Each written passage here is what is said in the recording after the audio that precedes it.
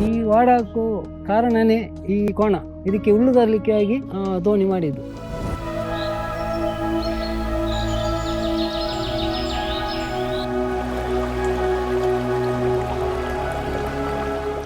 ನನ್ನ ಹೆಸರು ಅಬೂಬಕರ್ ಅಂತ, ಊರಲ್ಲೆಲ್ಲ ಕರೆಯೋದು ಪುತ್ತ ಅಂತ.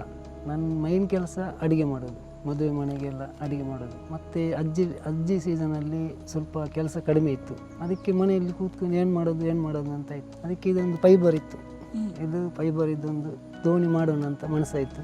ಅದಕ್ಕೆ ತುಂಬ ಕಷ್ಟ ಇತ್ತು, ಇದು ಕಟ್ ಮಾಡಿ ತುಂಬ ಕೆಲಸ ಅಂದರೆ ತುಂಬ ಹಾರ್ಡ್ ಇದು. ಇದಕ್ಕೆ ಒಂದು 20 ದಿವಸ ಹಿಡಿಯಿತು.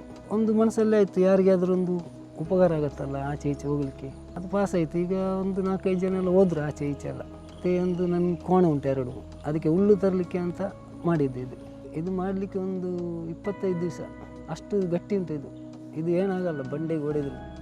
ಇದೊಂದು ಫೈಬರ್. ಇದೆಲ್ಲ ಮೆಟೀರಿಯಲ್ ಎಲ್ಲಿಂದ ತಂದದ್ದು? ಮೆಟೀರಿಯಲ್ ಇಲ್ಲೇ ಇತ್ತು.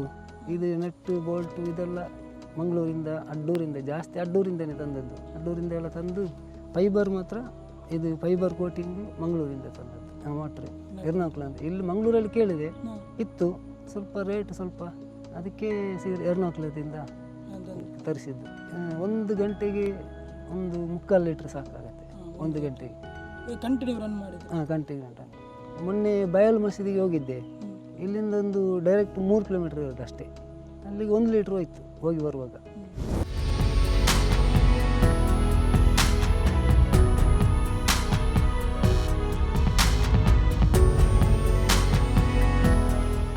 ನನ್ನ ಅನ್ನ ಮಾಡಿದ್ದು ಬೋಟಿದ್ದು, ಯಾಕೆಂದರೆ ಜನರಿಗೆಲ್ಲ ಹೋಗ್ಲಿಕ್ಕೆ ಬರಲಿಕ್ಕೆಲ್ಲ ಸಹಾಯ ಆಗ್ತದಲ್ಲ, ಅದಕ್ಕೆ ಅವ್ನು ಮಾಡಿದ್ದು.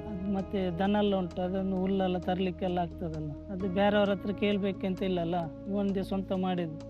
ಇದರಲ್ಲಿ ಈಗ ಹೋಗ್ತಾನೆ, ಹುಲ್ಲೆಲ್ಲ ತರ್ತಾನೆ. ಇದು ತುಂಬ ಕಷ್ಟಪಟ್ಟು ಮಾಡಿದ್ದು, ರಾತ್ರಿ ಹಗಲೆಲ್ಲ ನಿದ್ದೆ ಎಲ್ಲ ಇದು ಮಾಡಿದ್ದು.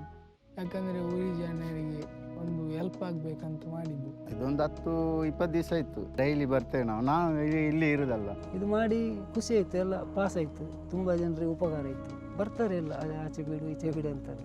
ನಿನ್ನೆ 2 ಕರೆದಿದ್ರು, ಹಾಕಿದೆ ಆ ಸೈಡ್. ಮತ್ತು ಸಂಜೆ ವಾಪಸ್ ಬಂದೆ.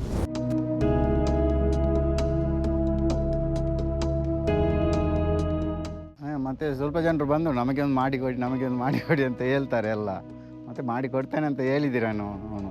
ಇದೊಂದು ದೋಣಿ, ಇಲ್ಲಿ ಊರಿದ್ದು ದೋಣಿ. ಅವ್ರು ಹೇಳಿದರು, ನಿನಗೆ ಫ್ರೀ ಇದ್ದರೆ ಇದೊಂದು ರಿಪೇರಿ ಮಾಡಿ ಕೊಡು ಅಂತ. ಅದಕ್ಕೆ ಇಲ್ಲಿ ತಂದು ಹಾಕಿ ಮತ್ತೆ ನಾನು ಫ್ರೀ ಇದ್ದರೆ ಮಾಡಿಕೊಡ್ತೇನೆ ಅಂತ ಹೇಳಿದೆ. ಮತ್ತು ಸುಮಾರು ಜನ ಫೋನ್ ಮಾಡ್ತಾರೆ, ನನಗೊಂದು ದೋಣಿ ಮಾಡಿಕೊಡು ಅಂತ.